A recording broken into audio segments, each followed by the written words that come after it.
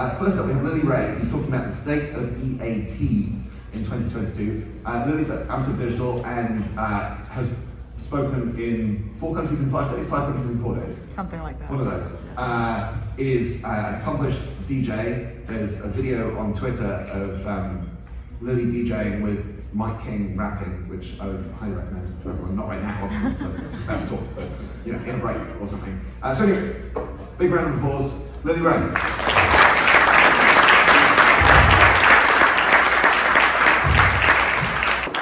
Thank you. Let's find this clicker. Excellent.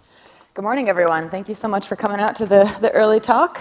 Today we'll be talking about the state of EAT in 2022. My name is Lily Ray, and I'm the Senior Director of SEO and Head of Organic Research at Amsive Digital. We're based in New York City and Nashville, so really excited to be here today in Philly.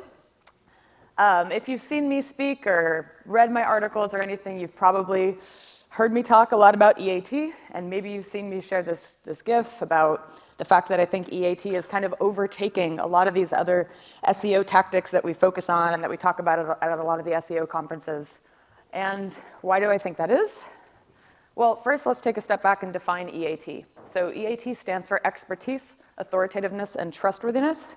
It comes directly from Google Search Quality Guidelines. So that's a document that they use to train human search quality evaluators, who they use to conduct tests and experiments to basically confirm that Google's results are meeting the quality expectations that they lay out in the quality guidelines. And EAT is basically something that's used to evaluate the people that create the content on the internet, the brands, the websites themselves, the topics, and Google kind of uses EAT synonymously with page quality throughout this document. Google has also framed EAT as one of the most important factors for achieving SEO performance in the past few years. So what does that look like? Well, if you would like to learn SEO, you can go to Google's SEO Starter Guide, and they literally say, cultivate a reputation for expertise and trustworthiness in a specific area. They also say that expertise and authoritativeness of a site will increase its quality. If you'd like to improve your performance after a Google core update, Danny Sullivan says, well, you should get to know the quality rater guidelines and EAT. Google actually shares this article every time a core update rolls out for the past 3 years, and they talk a lot about EAT throughout that document. If you'd like to rank in Google News or Google Discover, Danny Sullivan again says you should make sure that you're regularly producing original news content that's high in expertise, authoritativeness, and trustworthiness. If you'd like to rank better after the product reviews updates, which there were 3 of in the past year here in the US, pretty big deal for anybody working on product review sites. This is Alan Kent, one of the engineers of that algorithm update, and he says you should express expert knowledge about the products where appropriate. If you'd like to rank better on YouTube, which obviously is owned by Google, YouTube's documentation says extensively a lot of things that kind of hint at EAT, such as, we use machine learning systems that prioritize information from authoritative sources. YouTube also has an extensive documentation about how they fight misinformation, which ties very closely into what Google's trying to do with EAT. So other quotes about EAT. This was a seminar that Danny Sullivan gave specifically related to Google News. And somebody asked him, how does Google determine who's an authority on a topic? And one quote that Danny said here that I think is really important and that we should hold on to for today's presentation is he says that we understand these broad notions of topics when we're kind of calculating authoritativeness. So remember that detail. Also, Google has very clearly said that EAT will matter more during times of crisis. So this comes from a white paper that they did in 2019 called How Google Fights Disinformation. And they basically say that during a time of crisis, so whether it be a pandemic or warfare or a big election or something like this, they've designed their systems to prefer authoritativeness over other factors like recency or exact match wording of a title or a headline. And the reason that they do this is because that's how fake news tends to circulate, right? If people are publishing brand new content with, exact match titles and headlines and everything, Google's going to instead look at the authorities and see what they're publishing and elevate that content during times of crisis. So there's a few ways that EAT has begun to manifest itself directly in the search results. And one of the big ones, I think, is this update that Google rolled out in early 2021 called About This Result. So you might have noticed that now when you search for anything on Google, you get these 3 little dots in the upper right-hand corner of the organic results. You can click on those and expand this little pop-up that says about this result, and that'll tell you who the site is, why you should trust them, why Google picked that result. If they have a Wikipedia page, it's going to say a little bit about the biography of the site itself, how long it's been indexed on Google, the fact that it's an organic result and not a paid result. So I think this is one of Google's methods for basically providing transparency directly in the search results. Another way that I think Google is demonstrating EAT in the search results is through this new highly cited label that they've started to include in top stories. So if one top story or one article is serving as basically the source of information for all the other people that are providing top stories, and maybe they're linking back to that one source, that source could potentially get this label that says highly cited. And that ties directly into a document that Google put out a couple of years ago that says that they're going to be elevating original reporting in search. So what does that mean? Basically, the people that break the news, the people that provide the original information, are algorithmically going to be rewarded above the people who are linking to them, citing them, kind of rehashing what they said. Google's going to do its best to elevate the original source of information. This was another interesting example of what I think is EAT at work in the search results. So you guys know Brodie Clark? He's awesome. He's an SEO from Australia. I actually told him that for this talk, I would say, take a picture of him and tweet at him, and because his wife will appreciate that, so take a picture of him and tweet at him. His name's Brodie Clark. So Brodie's an amazing SEO, and he writes really fantastic articles about SEO.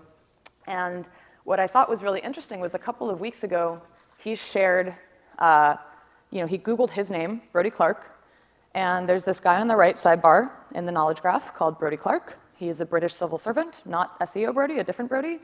But SEO Brodie has this carousel of articles that are articles that he's written, on Search Engine Land and Search Engine Journal. So Google understood there's these two different entities, right? There's the guy in the knowledge graph, but there's this other SEO Brodie who writes SEO content. And this was one of the first times that I've seen Google elevate an author in this way or highlight an author in this way who wasn't the same person that they showed in the knowledge graph. So I think this is a testament to what Google's been doing for many years with authorship and trying to identify individual entities and authors who publish content and surface that content directly in the search results. So, okay, obviously EAT has become extremely important for SEO. And how has the SEO community responded? Well, we have EAT'd all the things, right? For the past few years, you've probably heard everybody talking about EAT. It's this big controversial topic in our space.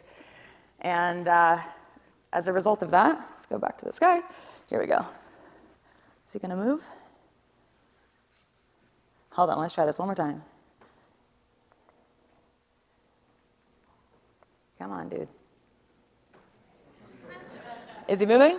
Okay, good. So this is what the SEO community has looked like for the past couple of years. I talk a lot about EAT, and people are always coming up to me. It's like, so I can just sprinkle on this EAT to my site, and it's going to work, right? Like, I can just put author bios and put, fact-checked and put all these things, and Google will think it's, like, legit, right? Like, Google will think I have a ton of authority.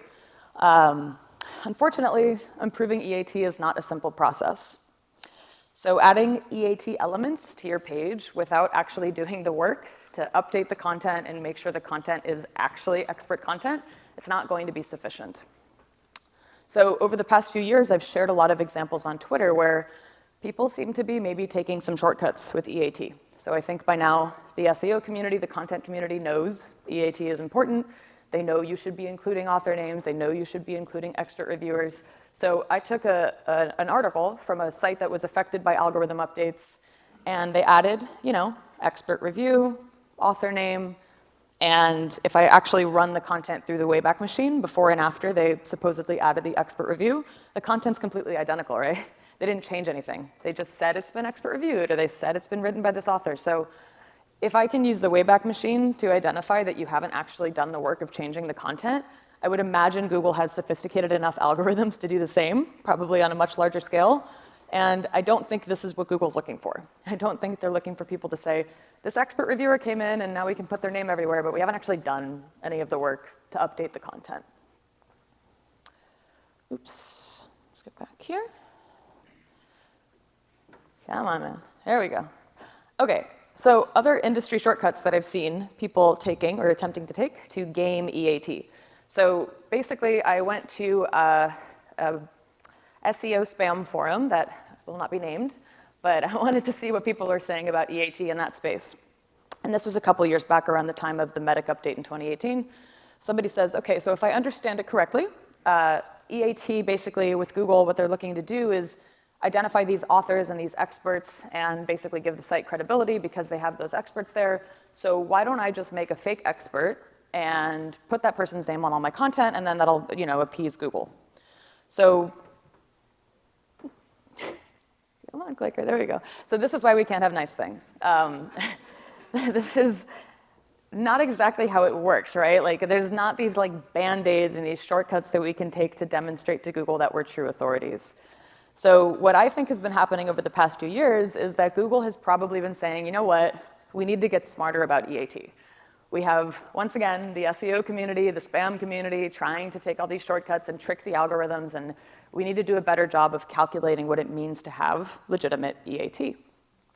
So what Google's probably been saying over the past few years is it's not just about how many bells and whistles you add to your site, it's going to be about who you are and what you say.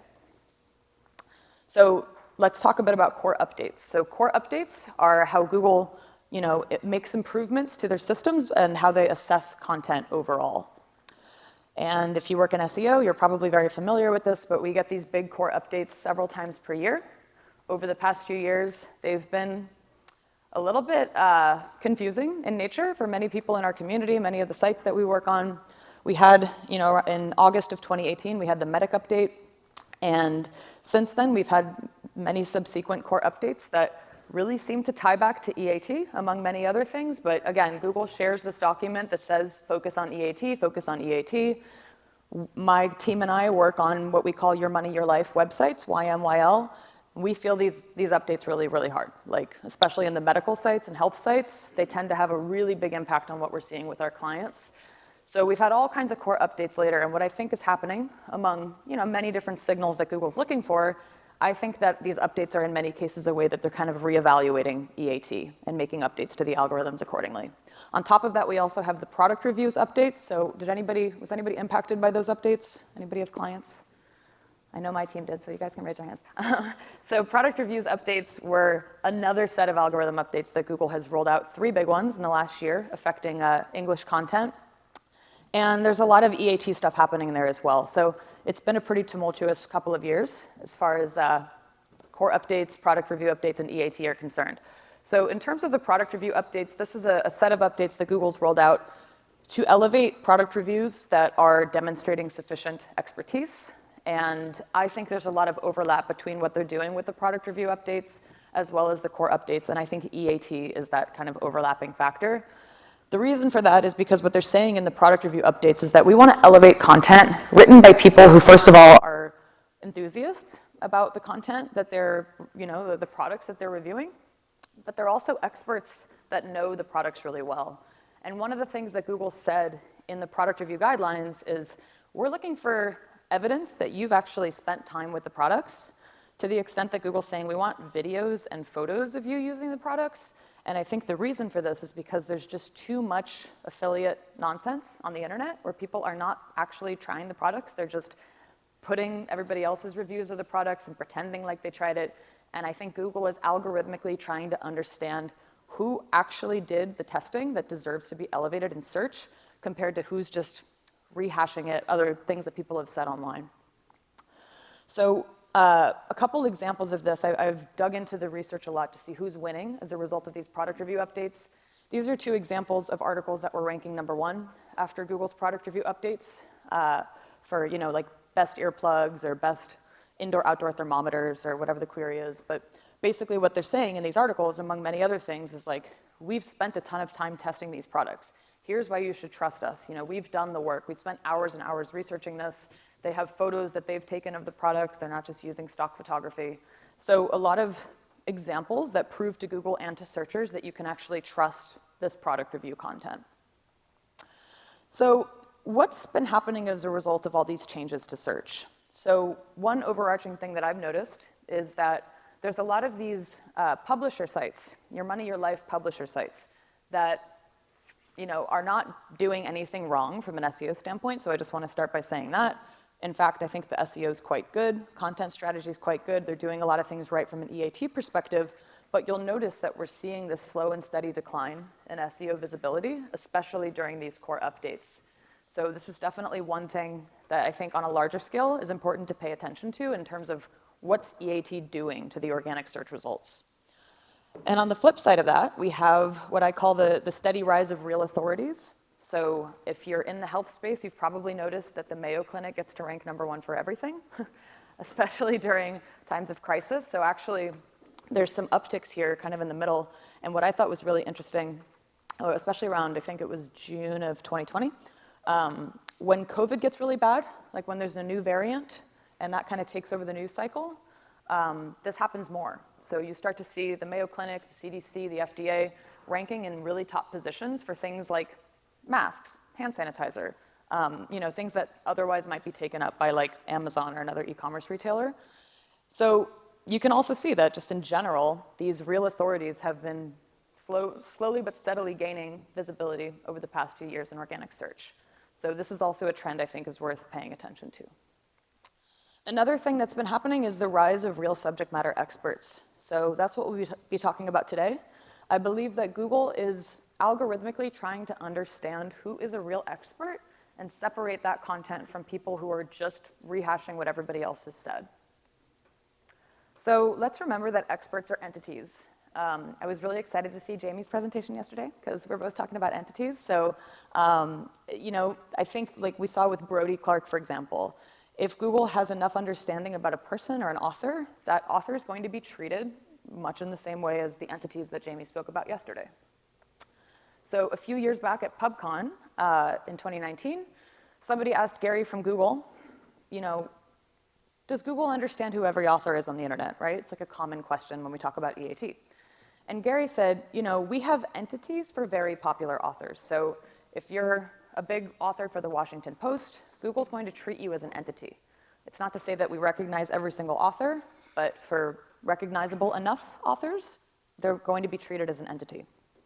So a couple years back, I had the privilege of working with Bill Slawski, rest in peace, who we worked together on this article about how EAT and search patterns kind of go together.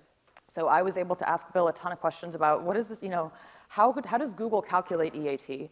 I asked that same question, does Google understand the EAT of individual authors? Does Google understand the EAT of individual brands? And what Bill told me is Google likely evaluates EAT on the entity level. So like Jamie spoke about yesterday, Google has all these mechanisms of identifying who entities are. We believe that EAT is most likely kind of evaluated based on who those entities are. So just a quick overview of other things to discuss. These are a few different search patents that have happened over the past 15 or so years that Google's been granted. Starting with agent rank, I believe this was 2007. This is a patent that allowed Google to identify who an author is on the page and actually rank the article according to who that author is. Website representation vectors was launched in 2018. This was around the time of the Medic update. And what this allowed Google to do is basically classify a website and the content into different levels of expertise. So they can say, for example, like the Mayo Clinic, this is an authoritative site. We're going to serve this site when the search query demands authoritative results. Or this is a layperson site where maybe, if somebody searches for something that requires authority, this site is not going to make the cut, right? Two other interesting patents, author vectors and speaker identification. So with author vectors, Google was granted a patent that enables them to identify who an author is of text without that author's name necessarily being written on the page. Obviously, they needed to know enough about this author's writing style, but in the case of like William Shakespeare, for example, even if it doesn't say Shakespeare, Google can algorithmically identify that that's probably written by Shakespeare. Speaker identification does the same thing, but this is with audio or with voice. So Google is able to identify based on video content or audio content that this is probably that other person or entity that they know. And then lastly, identifying authoritative results. This is a patent that enables Google to say, based on the query itself, we know that this search demands authoritative results. So that's what we're seeing with things like masks and hand sanitizer. Because we're in a state of crisis, Google's able to say, you know what, right now we need to show the most authoritative results possible. So this got me playing around with a really fantastic tool. I recommend you guys check this out. It's free, it's really easy to use, and it's called the Diffbot Natural Language API. So this is a tool that basically enables you to see an entity, and based on the text that you provide, all the different attributes that are relevant, in the text about that entity. So I just took my biography, and it says, this is Lily Ray, this is her title, this is her age, these are the things that she does, and this is where she lives, and this is where she went to school. And it literally generated that just based on my bio text. And one thing that's really interesting about it is that if you see that one of the connections is wrong or not entirely accurate, you can kind of tweak the language, and that's going to fix the visualization. So started playing around with this tool, and I figured today we could do a theoretical exercise. So let's pretend like we just got a new puppy. This is my puppy Marcy when she was a few weeks old. She's super cute. And maybe we want to search for, things that we search for when we get new puppies. So how much to feed a puppy? Why does my dog whine all the time? Why is my puppy so hyper? Best guard dogs. And my favorite one is, why does my dog lick the carpet? So guess who ranks #1 for all these queries? Do you guys know Cesar Milan? Yeah, awesome. I thought this was really interesting because I know Cesar from TV, I know Cesar from his books, but he also happens to be earning featured snippets for a lot of these dog and puppy queries. So I thought that was really worth digging into. So I took Cesar's biography, ran it through that tool, and you kind of start to visualize who he is as an entity, right? Like, this is Cesar, this is his nationality, this is his age, this is where he was born, and he runs something called the Dog Psychology Center, and he's an author of this book that won a New York Times bestseller award. So it's like, just using this really rudimentary tool, you can already start to get an understanding of Cesar Milan as an entity. We also know that Cesar owns Cesar's Way, Inc. So that's his business. It's a company that he uses that's specifically focused on dog psychology and dog behavior. So, we know Cesar, we know his relationship to this company. We also have, let's say, for example, the New York Times. So we have the New York Times, we have the people who founded it, we know that it's located in Manhattan, which is in New York, we know when it was founded. So this is just an example of like another entity that Google could be evaluating. Like when people are doing puppy searches, maybe they want to serve Cesar, maybe they want to serve the New York Times. We know all these different attributes. We also have another competitor called the ASPCA. So of course, that's a more general site related to animal well-being, not specifically focused on dogs, but they touch on dogs. And we know all these different things about the ASPCA. Now, in our theoretical exercise, the user types something related to dog behavior or puppy behavior, and Google's basically saying, okay, well, which author has the most EAT on dog and puppy behavior? We have Cesar. We know all these things about Cesar. He's obviously an expert in dog and puppy behavior. We have Joe Schmo, this other author who doesn't really have EAT on this topic. We have Nancy the vet, who definitely has EAT on this topic, but maybe not as much as Cesar when it relates to dog behavior. We also have Google evaluating publications, right? Because publications are also entities. So, for these dog and puppy queries, Google's saying, maybe should I serve the New York Times? Like, obviously they're an authority, but maybe not as much on dog behavior. We have ASPCA, who's definitely an authority on dog behavior, but we also have Cesar's Way, and that's literally what they focus on as a brand, as an entity. They're completely focused on dog and puppy behavior. So Google evaluates EAT across all these different entities, right? This is a very complex process where they're not just looking at authors, they're looking at the brands themselves, the websites themselves, how they're all interconnected, and they're looking for a way to find the most authoritative, relevant results for the query. Now, I want to be clear that this is just one part of the process, right? So, of course, there's millions of other signals that Google's looking at. Of course, Google's looking at technical SEO, website architecture, content optimization, all the things that we've talked about throughout this conference. But I do think that this process of evaluating EAT on the entity level is something that they're doing in tandem. And of course, it's going to be more important depending on the query itself. So Google's been very clear that EAT matters more for your money or your life keywords. So anything related to health, finance, security, politics, law, anything that can have a material impact on the user's health or well-being or safety, EAT is going to matter more. So depending on the query, they're going to be doing this process of evaluating the authors and the entities and everything, And of course, it's going to matter the most when you type things like heart attack or 401k or COVID vaccine. So let's dive into some examples of real experts. So for the past few months, I've been kind of digging through the internet to look for examples of places where Google's kind of elevating the rankings and the visibility of true subject matter experts. So these are some examples of individual experts who are doing a really fantastic job, whether intentionally or not, just kind of meeting what Google's looking for in terms of demonstrating legitimate expertise, and they're being rewarded from an SEO standpoint. So the numbers that you're seeing here come from the Systrix Visibility Index in terms of how much their sites have improved in SEO visibility since early 2021. And what I think is very interesting about these individuals is they do things other than SEO. They do things other than creating content. They all have their own individual areas of expertise, and most of them run their own sites. So it's kind of these niche sites where they talk about the things that they do all day.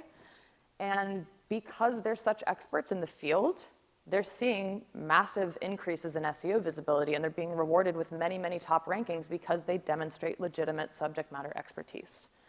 So we're going to dig into what some of them are doing. So in general, what do the winning sites have in common? Well, for one, the entire site focuses on one niche. Now, this is not to say that you should go home and just only build niche websites and only focus in one area, but I do think it's a testament to Google saying, this domain and this author is so focused in one particular area that we know they're a legitimate subject matter expert. And something I've been seeing a lot of on the flip side is sites that tend to be generalist sites that talk about a lot of different topics have been struggling in many cases to demonstrate that they're truly experts in all those different areas. All these sites have very robust About Me or About Us pages. So across the board, every single one of them is very transparent about who they are, why you should trust them, why they're so passionate about the thing that they do, how many awards they've won, how you can get in touch with them. It's very clear who they are. They all demonstrate firsthand expertise. So almost all of their content is written in the first person. It all talks about things that they've done and they've experienced in the field and doing the things that they're experts in. There's always transparent authorship, so whether it's them writing the content or maybe they have another writer that they work with, it's always very clear who the author of the content is. They always back up their experience with evidence, anecdotes, and real experiences about what they've seen out there doing the work. So it's always like, in my time being a beekeeper, I've noticed this and this thing, and it's really just a firsthand account of legitimate expertise. They also offer objective advice, so they're not using their blog to push their products and services, which seems a little bit counterintuitive, but in many cases they're saying, you know what, you don't actually need to call a professional for this, you can do this at home, and I'm gonna walk you through how to do that. So it's not always salesy, it's actually just legitimately helpful for the user. And in many cases, this is kind of interesting, but others will link to them as the primary source. So this is not to say that you should, not link out to other people. In fact, I think you probably should in most cases. But with these examples, because these guys are breaking the news and providing the original research, they often don't need to link anywhere else because they're just writing what they've experienced, and other people are linking to them as the actual experts. So for product reviews, there's always evidence that they've conducted extensive tests. Google has been cracking down on this, and I think they're very much elevating people that not only can just say, I've tested this product, but also provide language that truly demonstrates that they have spent time with the products, and then of course videos and images as well, showing them using the product, or just something that they took themselves and they didn't get from elsewhere on the internet. And then these experts also have a robust depth of topical coverage within their area of expertise.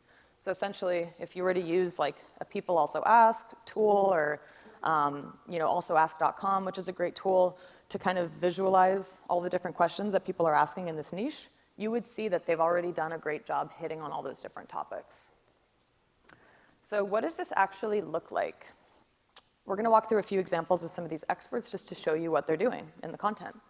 So this is a really fantastic example for those of you that work in local SEO. I would recommend you check out this site because this site is surging in visibility across the board. And it's a pest control company. It's called Smith's Pest Management. They rank #1 for a variety of queries like how to get rid of cockroaches, how to get rid of mice, and what are they doing? So this is Zach Smith. He happens to be the owner of the company. He happens to be the same guy that's going to your house and getting rid of cockroaches. So he actually does this stuff all day. Throughout the content, there's step-by-step guidance, Again, he's not linking externally too much because he's the one providing the original information. Always laying out the pros and cons of each approach. He's obviously highly qualified to write the article. At the end of every article, there's a little author bio that talks specifically about how much expertise Zach has. He's very empathetic with the reader. So what I love about Zach's content is it's like, I'm so sorry you have roaches in your home. That sucks, you know? Like he always starts kind of like getting to know the user, and he's very friendly. And it's just helpful advice to consider. So definitely check out this site. They're doing a great job. Mindbody Green, to me, is a fascinating site. They were affected by the Medic update and subsequent updates, and they've done a really good job recovering that SEO visibility. And so this is an article that ranks #1 for attachment styles. They've brought in an expert reviewer who's a clinical psychologist to help inform the content in this article. They have interactive quizzes and videos. They have an organized table of contents, very helpful internal linking throughout the content, always citing expert sources where applicable. And, you know, Christina, the expert's providing advice on how you can change your attachment style. And it's just a qualified expert review. Like for the type of content that we're reading here about attachment styles, Google expects to see somebody like a clinical psychologist providing this information. It's also worth noting, I mentioned that Mindbody Green was affected by the Medic update. One of the few sites that I've seen that's changed its strategy and is very much focused on EAT, and they're actually earning more SEO visibility and higher rankings than they were seeing before the Medic update. And what's interesting about this, and shout out to my teammate Dana who helped me figure this out, is they used to rank for a lot of clinical keywords. They used to rank for like heart attack or acne or these things that are like literally your money, your life keywords. But now Google understands, you know what, this site actually has more EAT for things like wellness and horoscopes and relationship keywords. So, you know, they might not be ranking for the keywords that they used to, but they're ranking better and driving even more visibility for a different set of keywords where they do demonstrate EAT. So this is another travel blogger named Renee Roaming. She ranks #1 for Road Trip Utah. And what I love about this is she starts by saying, you know, I've visited each of these Utah national parks multiple times. Like my boyfriend and I go to the Utah parks and we've spent all this time here and we've tried everything and we've figured things out the hard way. So it's like, of course we can trust her. You know, she's done the work. And throughout the article, it's like, if you're staying for 3 days, you should do this. If you're staying for 10 days, you should do this. Here's the places to eat. Here's the safety tips. Here's pictures of me at the park. You know, it's not stock photography. It's like literally her. Firsthand experience and always explaining why she's qualified to write this with, you know, first-person experience of her time there. Next is Bob Villa. You guys might know Bob Villa, another example of somebody who's really, you know, made a name for himself both outside of SEO and now also within SEO. The site's doing really, really well over the last few years. And here's an example of a position 1 keyword for basement waterproofing. You know, Bob is a good example of somebody who's saying, here's when you need to call a professional, here's when you can do it yourself. If you're going to call a professional, this is how much you can expect to pay with actual pricing. You know, I know that a lot of us SEOs like to just like try to rank for cost keywords and then not actually say the price on the page. It doesn't work very well. So Bob's very transparent about pricing, always explaining the why, what, and how with firsthand experience. And this is an interesting example because Glenda Taylor is the actual author, but she worked with Bob Villa. So there's a way to work with copywriters or work with in-house writers to write the content, but I love that she's actually bringing in Bob to get that true expertise. This is a woman named Charlotte. She's a beekeeper. She ranks #2 for Queen Bee Size, a site called Carolina Honeybees. And I love this blog because it's just Charlotte, like, probably spending the day with bees and then going home and blogging about it. It's like, she's like actually super enthusiastic about beekeeping. She won Beekeeper of the Year in South Carolina. Good for her. She doesn't really need to link to anybody else because, again, she's just providing what she sees day in and day out in the field. And everything's a first-hand account. The site's doing really, really well. It's growing a lot over the past few years. This guy's my favorite. This is Eric Garcia, arguably the best person on the internet to go to when it comes to insulation and foam, right? Don't ask me how I ended up here. But basically, Eric is like the celebrity on this company called Retro Foam of Michigan. They have a YouTube channel called Foam University, and Eric is the shining star of Foam University. So he has all this great content on their site. He's super enthusiastic about it. He has this author bio that's like, I'm the best guy about like with foam and insulation. He's been doing it for many different years. He's the star of Foam University. And what I think is most interesting about Eric in this example is that not only do they rank really, really well in search, they also rank really, really well in YouTube. And there's many different examples where Eric's content ranks #1 or in the featured snippet, and it also ranks directly below in the video thumbnail. And again, it's 2 different URLs, but Google is likely saying, we know this guy Eric, and we're going to transfer that EAT across both search and YouTube. So how do you analyze and improve your site's perceived expertise?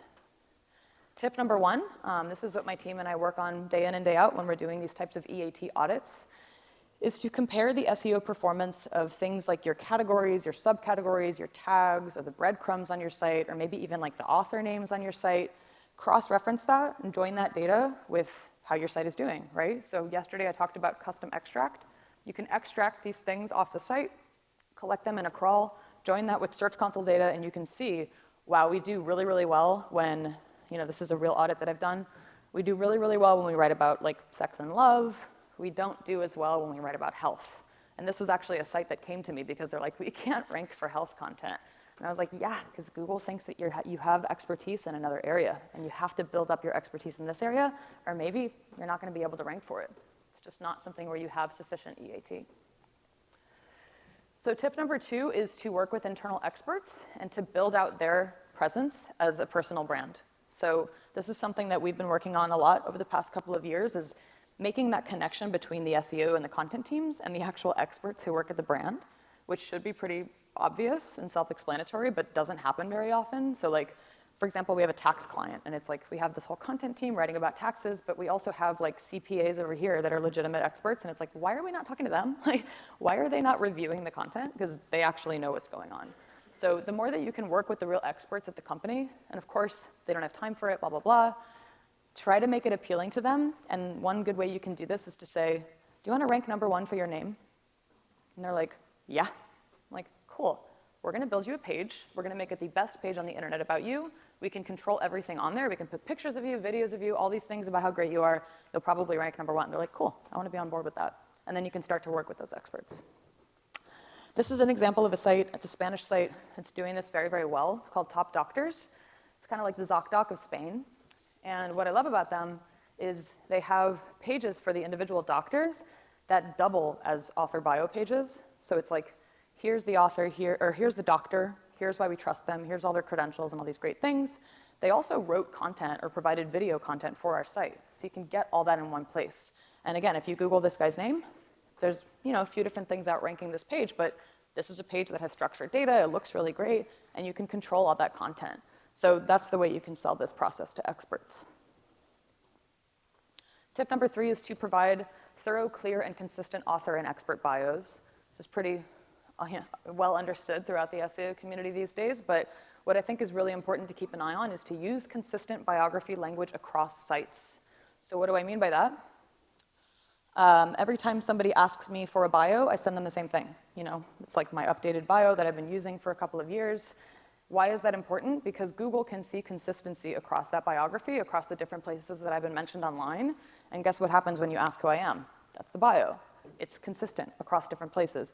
You can also consider doing the same thing with headshots, because Google's capable of seeing this is that same entity that I'm seeing in all these different places, and it'll kind of help strengthen your EAT as an individual. You can also provide original research and original opinions. We've talked a lot about not just rehashing what others have written, but making sure that you're providing the original data. So again, working with those experts to get their true experiences and not just relying on keyword research tools or reverse engineering what everybody else has already said online. Try to focus on that original opinion. You can also transcribe expert video content and podcasts as text. So if there's videos of the expert speaking, just transcribe that and create a blog article filled with expert content. So these are some questions you can ask your clients. Who are the real experts that work at your company? How can they be involved in our content strategy? Maybe this is something that you build into your onboarding process, and just really finding that unique angle that can set your content apart from competitors. So does this EAT stuff actually work? I get this question a lot.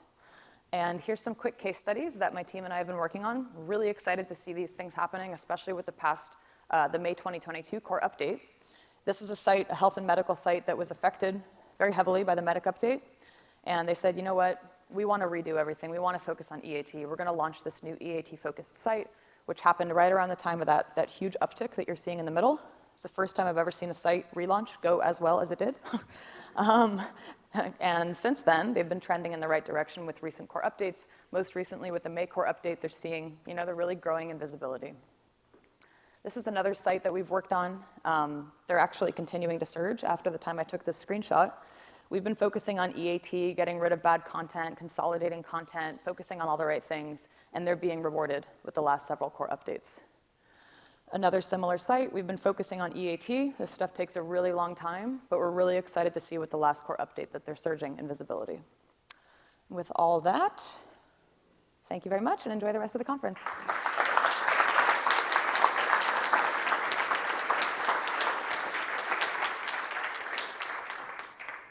Thank you, Lily.